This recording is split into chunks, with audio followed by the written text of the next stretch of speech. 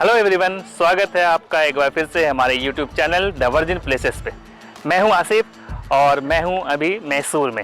और अभी मेरे इस तरफ आप देख रहे हैं, ये है फेमस सेंट फिलोमेना चर्च। जैसा कि आपको पता चल ही चुका होगा कि ये मेरा ब्लॉग जो है वो मैसूर पे है। तो इस वीडियो में आप एंड तक बने रहना। हम आपसे शेयर करेंगे मैसूर के वो प्लेसेस को जिसको आपको विजिट करना चाहिए और इसको स्किप नहीं कर सकते।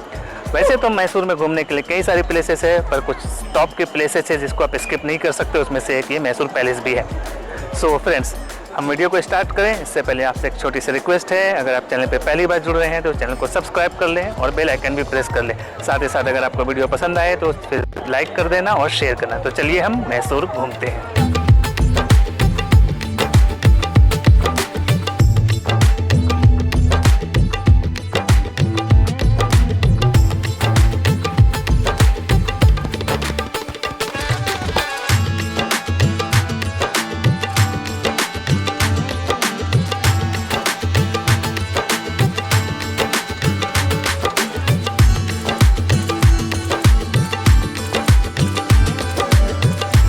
अभी हूँ मैं मैसूर रेलवे स्टेशन के जस्ट बाहर। आप चाहें तो यहाँ बस से भी आ सकते हैं या फिर ट्रेन से या फ्लाइट से।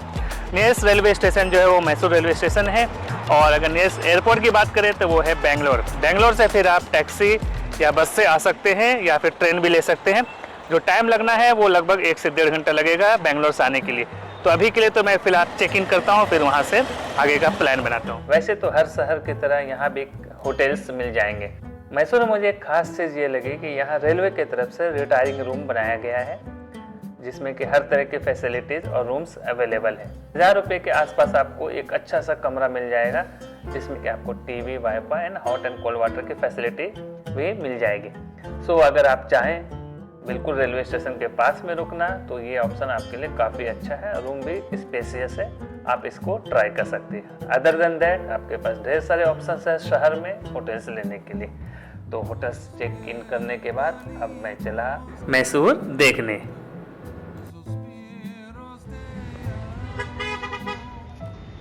इस तरह के टूरिस्ट प्लेस में आके कुछ अलग सा फीलिंग आता है। और आप देखें बहुत सारे लोग यहाँ पे जमा भी, हर दिन सैकड़ों लोग यहाँ पे आते हैं और यहाँ पे बच्चे भी आते हैं, कई सारे स्कूल के बच्चे भी आते हैं तो यहाँ पे देखने के लिए। तो हम भी देखेंगे। With the fame of being one of the largest churches in India, ये चर्च अपने आर्किटेक्ट और खूबसूरती की वजह से जाना जाता है। इसे एशिया का दूसरा सबसे बड़ा चर्च होने का प्राइड भी है। सेंट फिलोमेना चर्च न केवल अपनी आर्किटेक्चर ब्यूटी और रिलीजियस सिग्निफिकेंस के लिए जाना जाता है, बल्कि यहाँ मैसूर में मौजूद धर्मनिरपेक्ष दृष्टिकोण और धार्मिक सद्भाव का एक एग्जाम्पल है। इसका अंदाजा इस बात से लगाया जा सकता है कि इस चर्च का निर्माण मैसूर शासक ने शहर में यूरोपियन निवासियों के लिए करवाया था। 1804 में टिपिकल गोथिक स्टाइल में बने इस चर्च में मेन हॉल में सेंट फिलोमेना की स्टैचू है। बड़े पैमाने पर तैयार किया गया बाहरी हिस्सा ये देश के सबसे लार्जेस्ट चर्चों में से एक है। The structure has twin spires और यू कैन से टावर्स जिसकी हाइट 175 फीट है। Stain glass windows, Corinthian columns and plastered niches which are highly ornamental. Church के अंदर आपको बैठने के लिए काफ़ी स्पेस है। चर्च के बीचों बीच एक बड़ा सा घंटा लगा है जिसका प्रेयर के टाइम इस्तेमाल किया जाता है।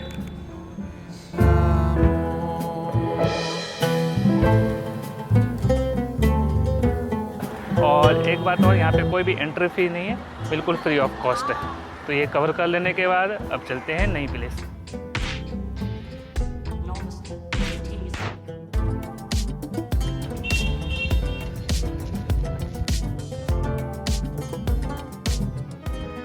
अभी मैं हूँ समर पैलेस टीपू सुल्तान के। इस जगह को बेहतर समझने के लिए मैंने गाइड की सर्विस ली जो इन्होंने चार्ज किया 350 रुपीज़। टीपू सुल्तान के समर पैलेस में जाने के लिए आपको एक चीज़ ध्यान रखना होगा, अंदर कैमरा बिल्कुल भी अलाउ नहीं करते हैं। 9 नंबर है उसका फैमिली का मकबरा, इधर से 2 किलोमीटर है। बागलीगढ़ किले के अंदर आप देखने के लिए टोटल 7 प्लेसेस है। तो बेहतर समझने के लिए जैसा मैंने आपको बताया, मैंने गाइड कर लिया है, तो मैं सीधा चलता हूँ अंदर और साथ में मोबाइल का ऑडियो ऑन रखूँगा सो दैट गाइड अगर कुछ बताते हैं इम्पोर्टेंट उसको मैं रिकॉर्ड करूँ और वापस जब मैं वीडियो बनाऊँ तो उसमें उसका यूज़ करूँ। तो अभी के लिए अंदर चलते हैं और देखते हैं क्या क्या है। An exquisite example of Indo-Islamic architecture। इस पैलेस को किंग समर ट्रीट के लिए इस्तेमाल किया करते थे।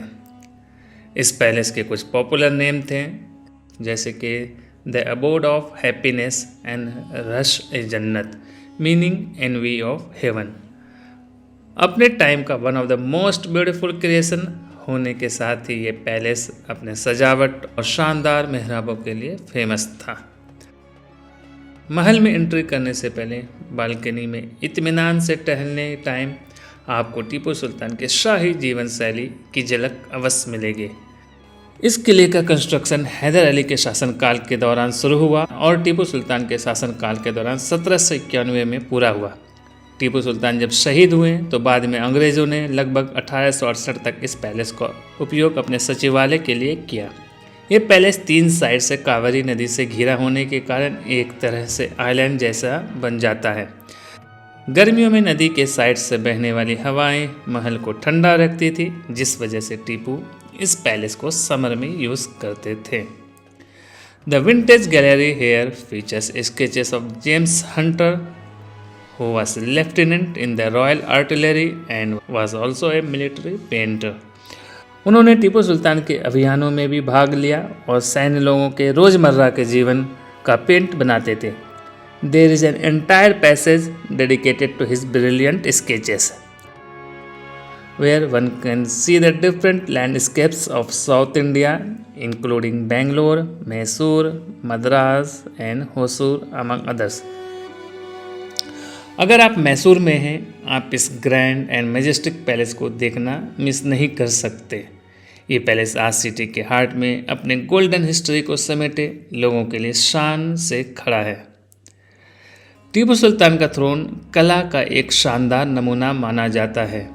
ASI द्वारा संरक्षित डिजाइनों में अब हम जानते हैं कि सिंहासन एक फुल साइज टाइगर पर टिका हुआ था जो लकड़ी से बना था और सोने की चादरों और कीमती पत्थरों से ढका हुआ था।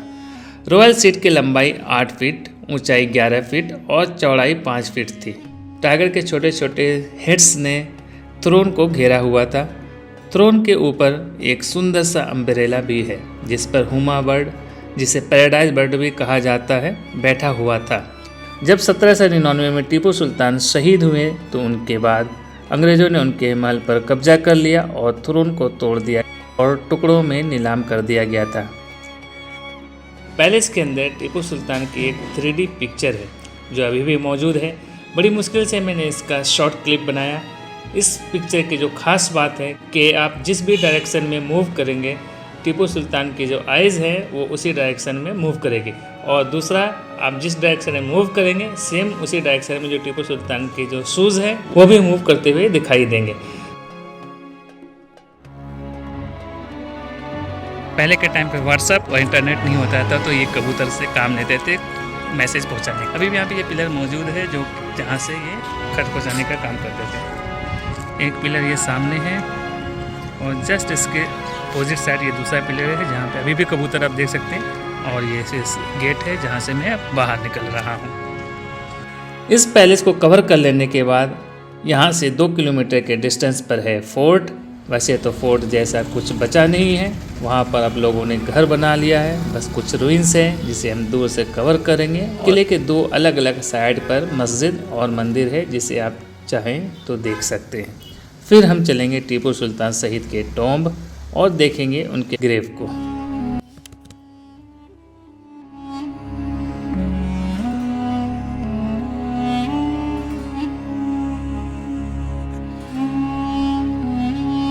जंग खत्म हो जाने के बाद जब पहली बार टीपू सुल्तान की डेड बॉडी को देखा गया था वो इसी प्लेस पे देखा गया था, और एग्जैक्टली वो प्लेस है जहाँ पे एक छोटा सा पिलर लगा दिया गया है सो दैट लोगों को हमेशा याद रखें। ये प्लेस ऑन द वे है, जब आप फोर्ट में एंटर करते हैं और फिर बाहर की तरफ निकलते हैं तो ये रास्ते में पड़ता है।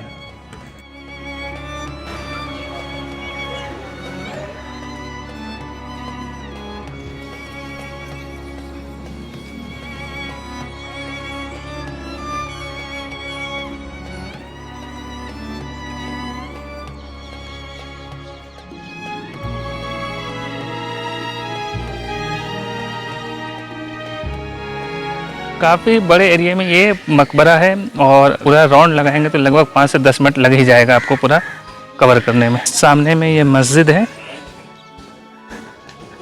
ये टीपू सुल्तान शहीद मस्जिद, मस्जिद अक्सा इसका नाम है। सीधा मैं जा रहा हूँ देखने के लिए टीपू सुल्तान का जो मकबरा है, शहीद टीपू सुल्तान रहमतुल्लाह अलैह का मकबरा।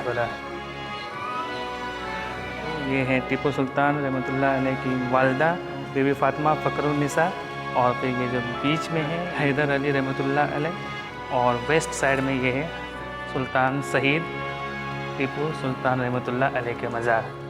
ये तीनों मज़ार यहाँ पे मैसूर टॉम में है।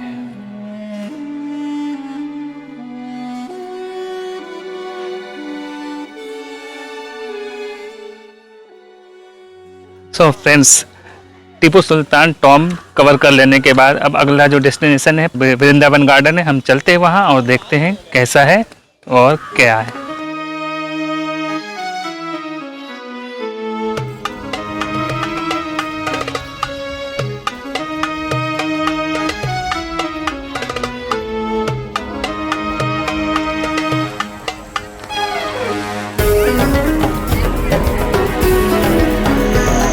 वृंदावन गार्डन के जो खास बात है वो है यहाँ पे रात का लाइट शो। वैसे तो गार्डन कई सारे देखे हैं मैंने भी, आपने भी देखे होंगे, लेकिन वृंदावन गार्डन कुछ खास हो जाता है जब यहाँ का लाइट शो ऑन होता है। आप देख सकते हैं पीछे किस तरह से जगमगाता सा ये पूरा गार्डन है। काफ़ी बड़ा गार्डन है, आपको इसको घूमने के लिए काफ़ी समय देना होगा, और अगर आपके साथ कोई बुज़ुर्ग है या महिला है तो फिर उसके लिए यहाँ पे ई रिक्शा की फैसिलिटी भी अवेलेबल है, जो कि आप ऑप्ट कर सकते हैं। पर्पसफुली ये रात का टाइम चुना है क्योंकि आप ये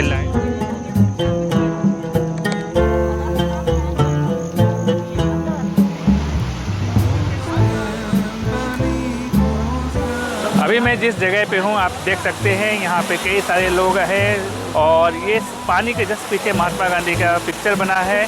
जैसे इसमें अरेंज किया गया है, जैसे लग रहा है कि पिक्चर पानी से ही बन गया है। और वृंदावन गार्डन की सबसे खास बात यहाँ के फाउंटेन्स है, जो रात के समय रोशनी से जगमगाते हुए बहुत ही खूबसूरत दिखते हैं।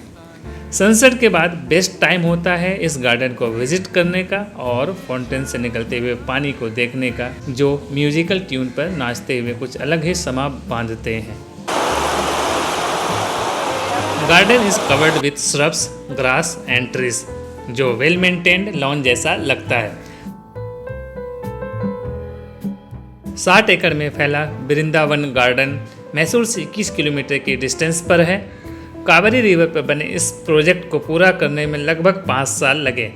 म्यूजिक के साथ अच्छी तरह से सिंक्रनाइज फाउंटेन शो, बोटिंग और फ्लावर बेड्स के साथ अच्छी तरह से तैयार इस जगह को ज़रूर विजिट करना चाहिए। 1932 में मैसूर के दीवान सर मिर्जा इस्माइल द्वारा बनाए गए इस वृंदावन गार्डन में हर साल लाखों टूरिस्ट आते हैं। नॉर्थ एंड साउथ 2 पार्ट में यह पार्क डिवाइड किया हुआ है, जिसे एक ब्रिज कनेक्ट करता है, और आप चाहें तो बोटिंग एंजॉय करके भी दूसरी साइड जा सकते हैं। बोटिंग का चार्ज शाम 6 बजे से पहले 30 रुपये है और 6 बजे के बाद 60 रुपीज़ हो जाता है।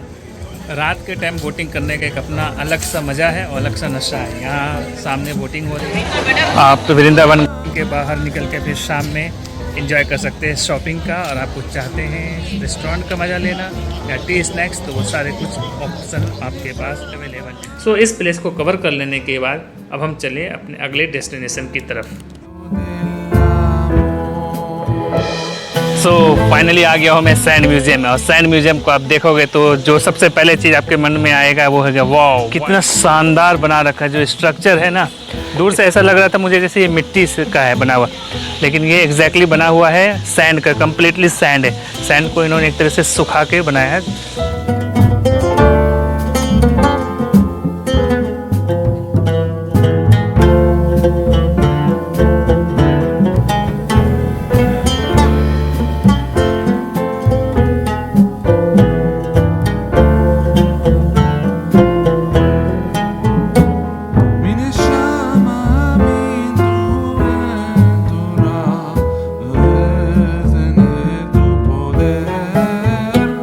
Mineşa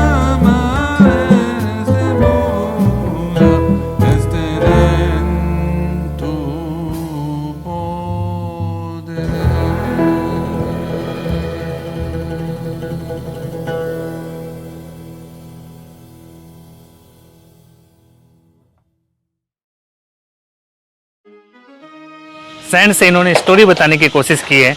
जैसा कि जस्ट एक मेरे पीछे है, ये महाभारत की स्टोरी है। 60 रुपये सिर्फ उन्होंने लिया है यहाँ के लिए एंट्री फीस, जो कि मेरे हिसाब से बहुत कम है, क्योंकि जो मेहनत लगी इन लोगों को बनाने में, और बिल्कुल हाथ से बनाया हुआ, कोई ऐसा नहीं कि मशीन से बनाया, ऐसा नहीं है, हाथ से बनाया हुआ। और किस तरह से इन्होंने जो नक्काशी की वो ज़बरदस्त है। तो ये मेरे हिसाब से मस्ट विजिट प्लेस होना चाहिए 2 वजह से। एक तो कि ये खूबसूरत है ही, दूसरा ये इसमें बनाने में मेहनत लगी है और ये हाथ से बनाया गया है। सैंड म्यूजियम के जब आप कैंपस में आएंगे तो आपको मिलेगा बर्ड्स प्ले होम। यहाँ पे आप 100 रुपीज़ पे करके एंट्री फीस यहाँ पे फीड कर सकते हैं बर्ड को। तो अगर आप चाहें तो इस एक्सपीरियंस को आप वो भी इंजॉय कर सकते हैं। अब मैं आ गया हूँ, आप देख सकते हो इस बर्ड फीडिंग सेंटर में, या बर्ड फीडिंग कह सकते हैं, इनका होम है। और मैं यहाँ पे बैठ के इनको फीड करूँगा। ये मैंने हाथ में दाना रखा है, अब ये आके बैठ गए।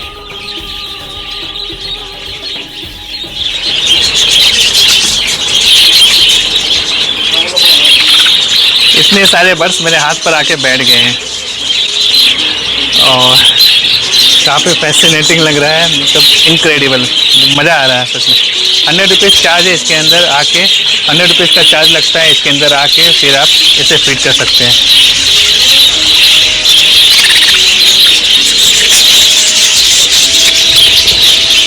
यहाँ सैंड म्यूजियम में आके सरप्राइज पे सरप्राइज मिल रहा है। अब ये नया सरप्राइज क्या है, मेरे पीछे आप देख रहे हैं मैसूर पैलेस, और ये मैसूर पैलेस नहीं, ये 3D प्रिंटिंग है मैसूर पैलेस का। तो इसके अंदर कई सारे फोटोग्राफ, कई सारे पिक्चर्स मॉन्यूमेंट्स के बन रखे हैं, और साथ ही साथ एनिमल्स के भी हैं। जो कॉन्सेप्ट इनका एंट्री का बहुत ही इंटरेस्टिंग है।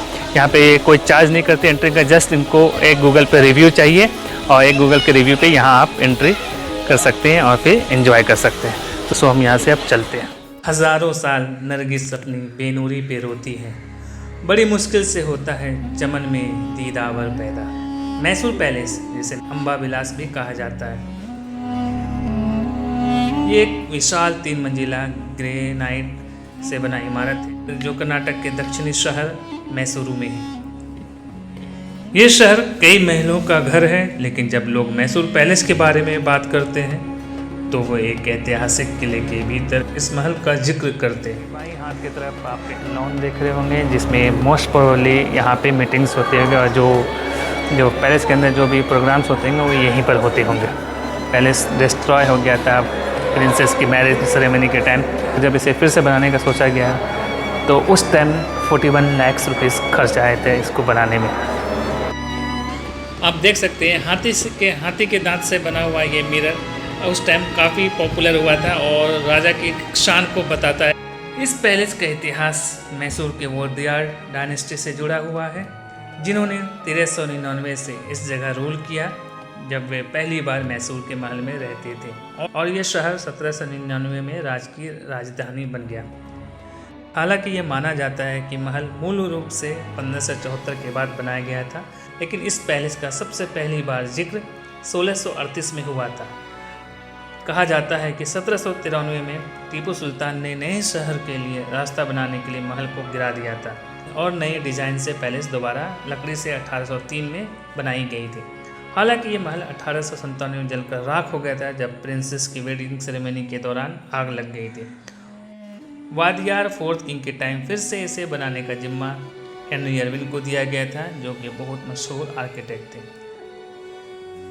The Darbar Hall, with its ornate ceiling and sculpted pillars, and the marriage pavilions with its glazed, tiled flooring and stained glass domed ceiling are worth noting. नक्काशीदार दरवाजे, सुनहरा हावड़ा यानी हाथी सीट, पेंटिंग के साथ साथ शानदार ज्वेल इनक्रस्टेड गोल्डन थ्रोन, जिसे दशहरे के टाइम पे दिखाया जाता है। इसकी कुछ खास ट्रेजर्स हैं। पैलेस में संडे, पब्लिक हॉलीडे और दशहरा सेलिब्रेशन के time sound and light show भी होता है। टाइम हो चला है लाइट एंड साउंड शो का, जो कि अभी स्टार्ट होने वाला है। तो चलिए डाइवर्जिंग प्लेसेस के कैमरे से दिखाते हैं आपको लाइट एंड साउंड शो।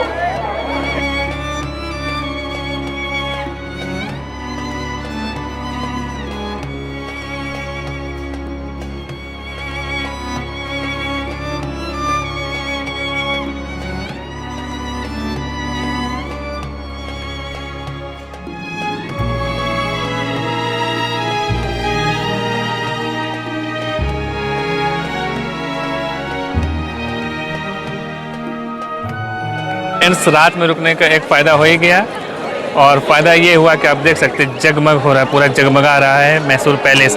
और सिर्फ पैलेस ही नहीं बल्कि चारों तरफ जगमगा रहा है। और इधर भी आप नज़र कर रहे हैं, बस लाइट ही लाइट दिखाई दे रहा है। मैं आपको चारों तरफ एक बार घुमा कर देखता हूँ। तो ये लाइट शो 7 बजे शाम से एग्जैक्टली स्टार्ट होता है। तो अगर आप दिन में भी आएँ तो फिर टाइम निकाल कर रात में ज़रूर आने की कोशिश करें मैसूर। सो फ्रेंड्स, मैसूर का ये ब्लॉग यहाँ पे आके एंड होता है। इस उम्मीद के साथ कि आपको वीडियो पसंद आई होगी। आप चैनल को सब्सक्राइब कर लेना और वीडियो को लाइक एंड शेयर कर देना। फिर मिलते हैं किसी नई जगह नई प्लेस में। Bye bye.